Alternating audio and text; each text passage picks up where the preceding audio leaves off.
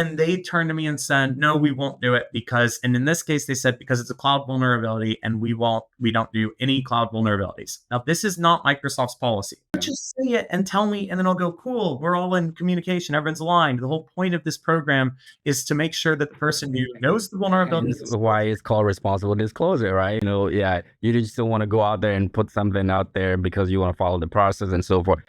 Speak of process, I think, like you said, you use the word gaslight. They made you seem like, oh, you're just not aware of how our process works.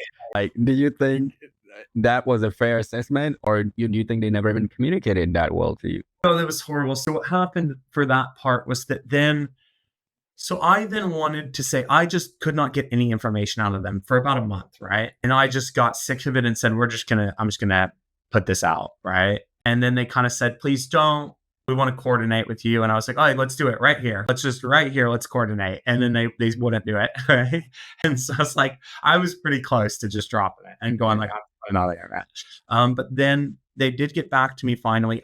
And then basically, when it came to, so it gets to the point where they've acknowledged it and they're rolling out a fix. They give me a date for a fix. And then what they do is they said to me, I didn't say, okay, when am I going to get the details about that so I can write about it? And when are you going to issue a CVE for it?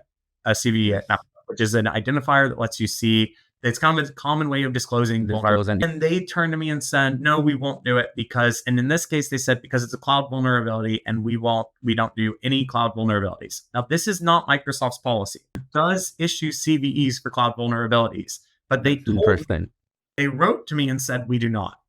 And then I had to write to them and link them to their own policy, at which point they say the line you said, which was, I'm sorry if you don't have or maybe it was like, I'm sorry you didn't understand our processes and so forth. You don't understand our process. You don't have full understanding of our. I was like, just say sorry. Yeah. So I had this call with them and they said to me, and I said, okay, how are you guys going to disclose this? And they said, we're not. It's like, what? Okay. I don't understand how they thought. And so what bothered me about it was that, and then I told them, so you guys are basically making a bet that I won't be able to make this a big enough deal to where people will disagree. Because they said, I strongly disagree with your decision not to disclose. And I think the world will disagree with your decision not to disclose. Are you guys going to disclose this or not? And then they just marked the case as done. As resolved. That was it.